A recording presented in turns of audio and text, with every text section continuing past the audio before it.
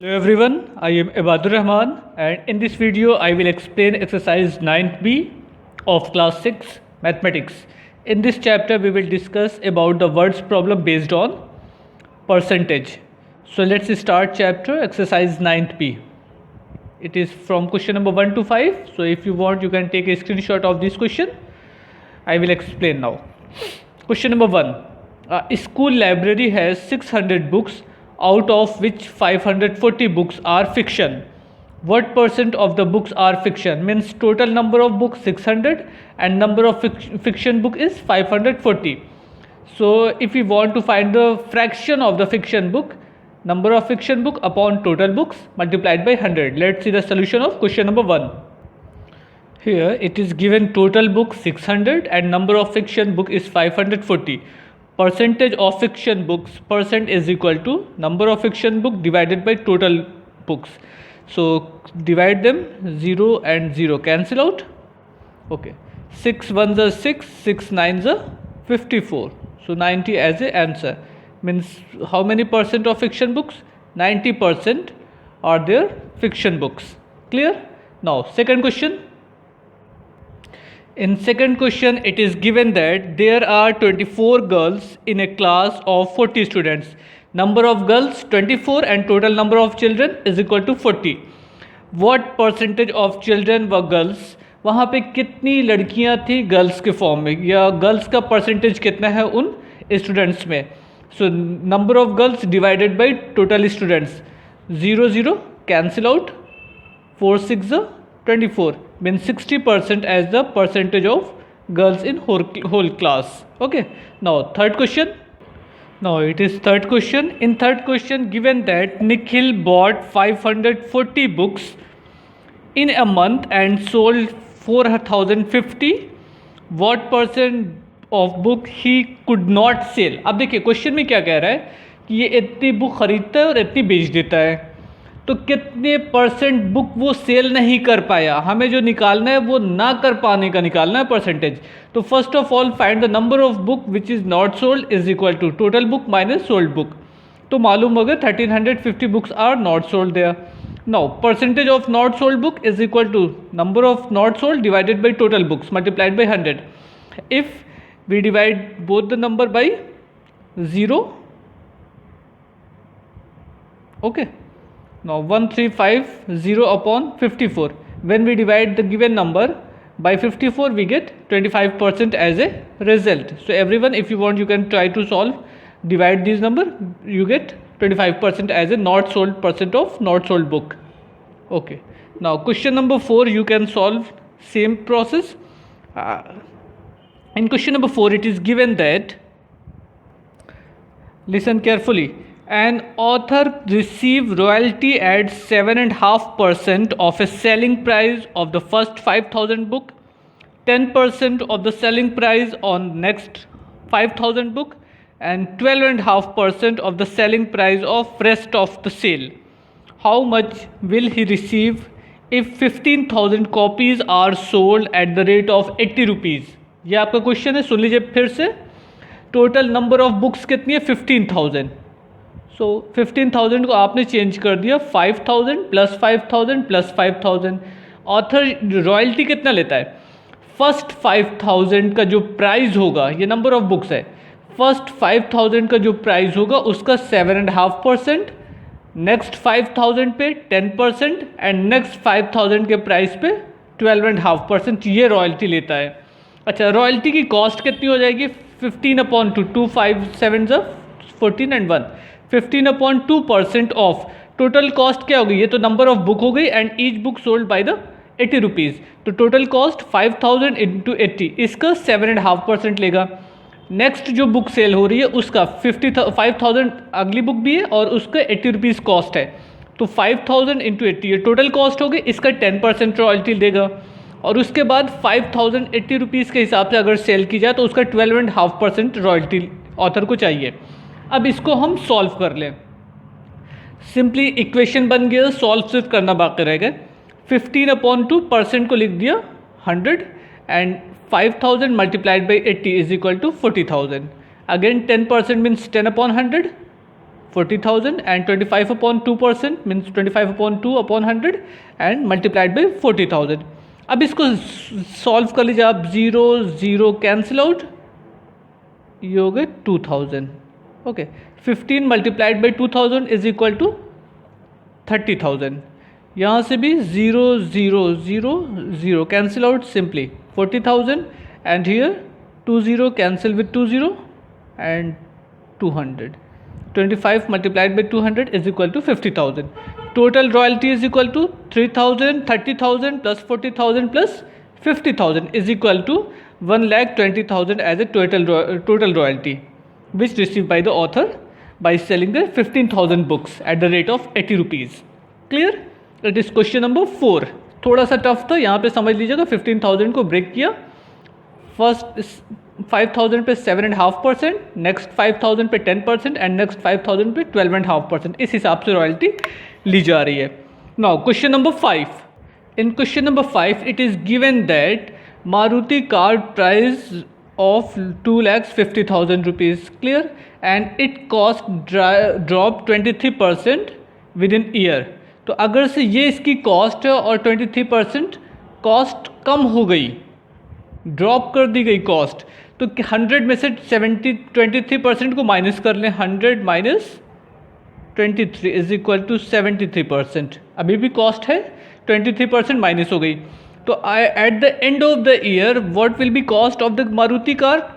77%, sorry it is 77% of 2,50,000. सो इसको calculate कर लें तो आपकी कार की कॉस्ट क्या हो जाएगी? 1,82,500. Clear? It is the cost of at the end of the cost of the car at the end of the year. Okay, it is question number 5. Now question number 6. A 4 meter elastic band is increased by 10%. Find its new length. अगर हम ये suppose कर लें जो 4 metre है वो पहले 4 metre थी, अब उसकी न्यू लेंथ x है, तो जो पहले परसेंट था वो 100% माना जाएगा और 10% इंक्रीज होने के बाद उसका परसेंटेज क्या हो गया? 110%. ओके, अब अगर से लेंथ इंक्रीज हो रही है तो उसकी लेंथ जाहिर सी बात परसेंट भी इंक्रीज होने पर लेंथ इंक्रीज हुई होगी. तो एक वो रेशियो एंड प्रपोर्शन जब आपने पढ़ा है, इससे पहले एक वीडियो बना हुआ है, आप चाहिए तो वहाँ से देख लीजिएगा. Product of mean is equal to product of extreme, means x multiplied by 100 is equal to 4 multiplied by 110. तो product of means x into 100 and product of extreme 4 into 110. Now multiply this two number we get okay 44/10 is equal to 4.4 meter. It is the new length of elastic. It is question number 6. Now question number 7. Here in question number 7 the cost of a shirt is decreased by 12.5%. 12.5% means 12.5% means 12.5 ना, ये value decrease हो गई. तो कितने percent cost अभी भी उसकी है? 100 में से 12.5 माइनस करिएगा तो 87.5% कॉस्ट आपकी अभी भी है. क्लियर? ये कॉस्ट तो आपको पे करनी है. The cost of a shirt is decreased by 12.5% during the sale. What is the new cost if the cost was 1,500 rupees? अभी कॉस्ट क्या है? 1,500 रुपीज़. सपोज कर ले न्यू कॉस्ट आपकी x हो जाएगी, तो अभी जो प्राइस है वो 100% माना जाएगा और न्यू प्राइस जो है वो 12.5% डिक्रीज्ड वैल्यू मानी जाएगी. तो अगर से 100 में से 12.5 को माइनस कर लें तो 17.5% आएगा. Clear? Now product of mean is equal to product of extreme. इससे पहले के क्वेश्चन में जैसे सॉल्व किया बिल्कुल वैसे ही. Now 20 cancel out, multiply this two number, we get as the cost of new cost of the shirt. Clear? 15 multiplied by 18.75. आप इसको मल्टीप्लाई कर लीजिएगा, आपको रिजल्ट मिल जाएगा. Now question number 8. A library contains 800 reference book. New book are bought and percentage increase in a number of book is 30%. तो percent कितना increase हो गया? 30% इंक्रीज हो गया. अगर हम इनिशियल परसेंटेज 100 माने तो नेक्स्ट परसेंटेज आपका कितना होगा? 130. पहले बुक कितनी थी? 800. न्यू नंबर ऑफ बुक कितनी ये फाइंड करना. सपोज कर लिए x. How many books are there in library now? अब लाइब्रेरी में कितनी बुक है ये फाइंड करना है. तो फिर से वही process, product of mean is equal to product of extreme, means x multiplied by 100 is equal to 800 multiplied by 130, यहाँ से आप x की वैल्यू फाइंड कर लीजिएगा, आपको रिजल्ट मालूम हो जाएगा, वही नंबर ऑफ बुक्स हो जाएगी। क्लियर? ये इसके बाद का काम आपका अपना है। क्या हो जाएगा, ये 0 0 कैंसिल हो जाएगा, 13 8 ज़ा 104 और 1040 as a new number of book in library. Now question number 9. Here in question number 9, the price of an egg is increased from 4 rupees to 5 rupees. Price कहाँ से कहाँ चेंज हो गया, 4 रुपीज़ था अब 5 रुपीज़ हो गया।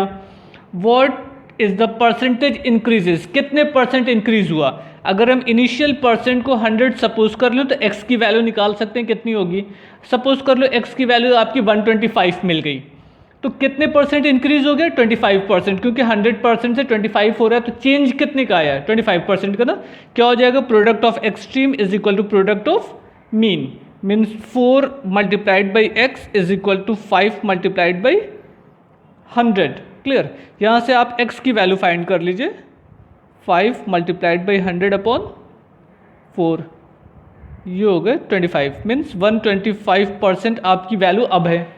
तो अगर 125% अब प्राइस है तो कितने परसेंट का इंक्रीज हुआ है, इंक्रीज परसेंट कितना हो गया, increase percent is equal to 125 minus 100 is equal to 25% का आपको इंक्रीज हो गई कॉस्ट। क्लियर? 125% अब है, पहले 100%, दोनों का डिफरेंस कितना हो गया, 25% का प्राइस इंक्रीज हो रहा है। Next question. Now question number 10.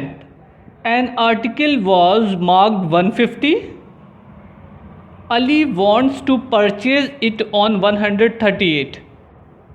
How many % discount did Ali ask for? Ali चाह रहा है कि 150 रुपये का सामान उसको 130 रुपीज़ में मिल जाए, तो बताइए वो कितने परसेंट का डिस्काउंट चाह रहा है।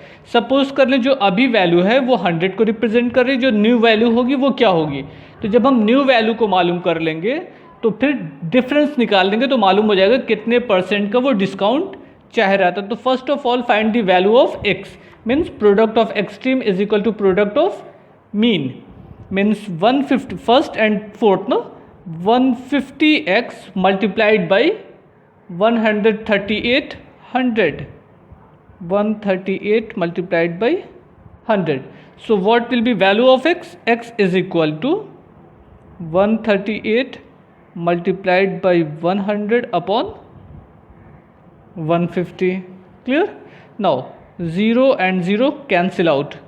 5 3s are 15, 5 2s are 10, here 3 4s are 12, 3 6 are 18, 46 multiplied by 2 is equal to 92%, means अभी प्राइस कितना दे रहा है, 92%, पहले कितने परसेंट था, 100%, तो कितने परसेंट का उसको डिस्काउंट चाहिए, डिस्काउंट परसेंट हो जाएगा, discount percent is equal to 100% पहले था और अब माइनस 92% है, तो कितने परसेंट का डिस्काउंट होगा, 8% का डिस्काउंट वो चाह रहा था, ठीक ना। पहले 100% था, अब 92% दे रहा है, तो दोनों का डिफरेंस कितना है, 8%। तो अगर उसको 8% का डिस्काउंट मिल जाए तो 150 का सामान उसको कितने का मिलेगा, 138 रुपीज़ का। Clear? Now next question. Now question number 11। In 11 question it is given that chalk contain 40% calcium, 12% carbon and rest oxygen. देखिए कैल्शियम एंड कार्बन का परसेंटेज मालूम है, ऑक्सीजन के लिए परसेंटेज ना देके उन्होंने कह दिया रेस्ट ऑक्सीजन, तो 100% होता है। 100 में से 12% एंड 40% को माइनस कर दें तो 100 minus 40 it is 40, 100 minus 40 minus 12 ये कितना हो जाएगा 52, तो 100 minus 52 is equal to 48% oxygen का हो गया। टोटल वेट क्या है 8 kg। आपसे कह रहा जा रहा है कि what is the amount of oxygen in 8 kg of chalk. अगर 8 kg चॉक का वेट है तो ऑक्सीजन का अमाउंट क्या होगा, वेट क्या होगा। तो ऑक्सीजन का परसेंटेज कितना है 48% ना, means 48% of x is equal to 48 upon 100 multiplied by 8। Now multiply 48 by 8, 384 divided by 100, 3.84 unit क्या होगी, gram, sorry kilogram, 3.84 kilogram is the answer, means it is the weight of the oxygen. Clear? Now next question number 12. In question number 12 it is given that there are 160 apple in a box and 15% of the apples got spoiled of them, means total 160 Apple थे किसी भी box में and 15% और spoiled ख़राब हो गए. तो उसमें कितने परसेंट सही है? अभी good apples is equal to 100 minus 15 is equal to 85%. अभी भी करेक्ट है, सही है. How many goods apple are there in the box? उसमें कितने एप्पल अच्छे होंगे?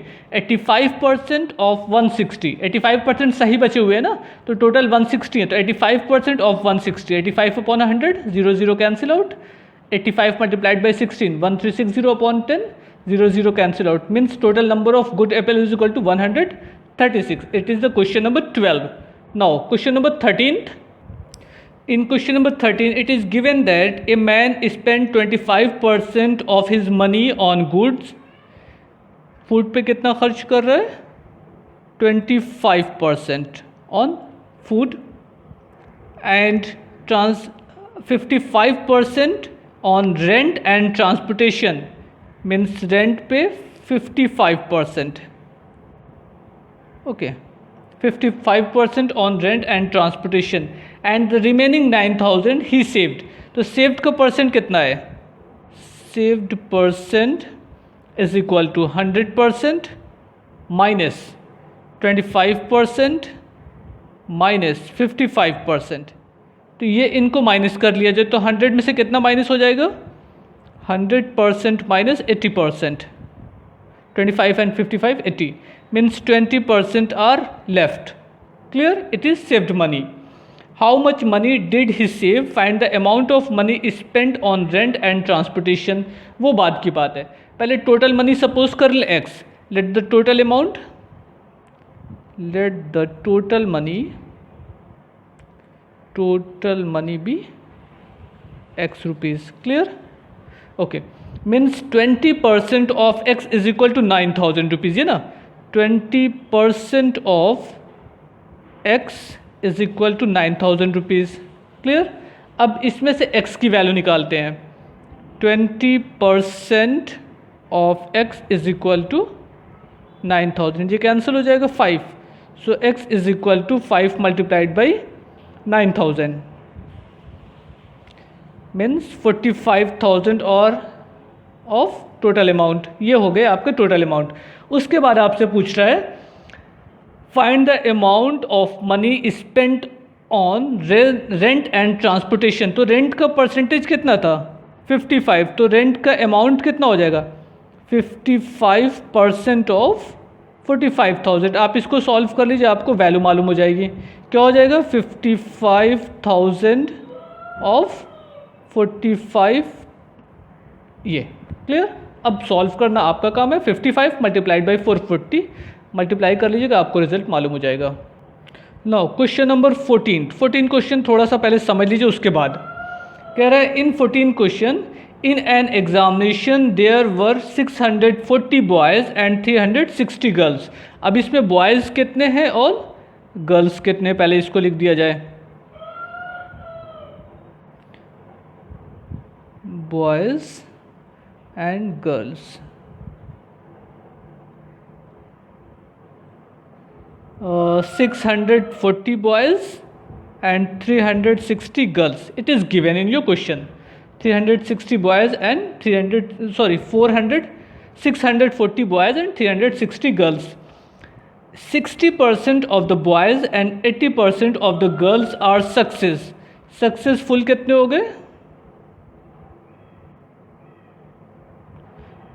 60% boys सक्सेसफुल हो गए एंड 80% गर्ल्स सक्सेसफुल हो गई. क्लियर?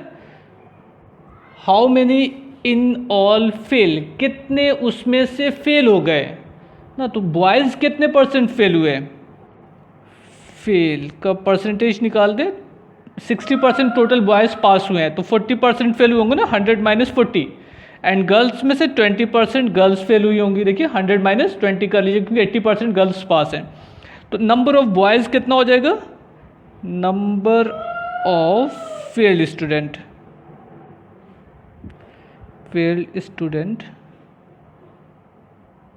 इज इक्वल टू, क्या निकालेंगे अब 40% ऑफ बॉयज़ निकाल देंगे, 40% of boys plus 20% of girls, 20% of girls. ये सॉल्व करना है हमको, इसको सॉल्व करके वैल्यू मालूम हो जाएगी कितने लोग वहाँ पर फेल हुए हैं। 40% of boys means 40/100 multiplied by 640 and 20/100 multiplied by 360. 20 cancel with 20 and here 20 also cancel with 20. 4 into 64 is equal to 256 and 2 into 36 is equal to 72. Add these two number, 6 plus 2 8, 7 plus 5 12, 2 and 358 students are failed. Clear? Now exercise 9b is completed. Try to solve all remaining part of this question. Solve all the example. Understand all example. Watch this video again and again. In case of any doubt, you may contact me on my WhatsApp number. Thank you everyone. Goodbye.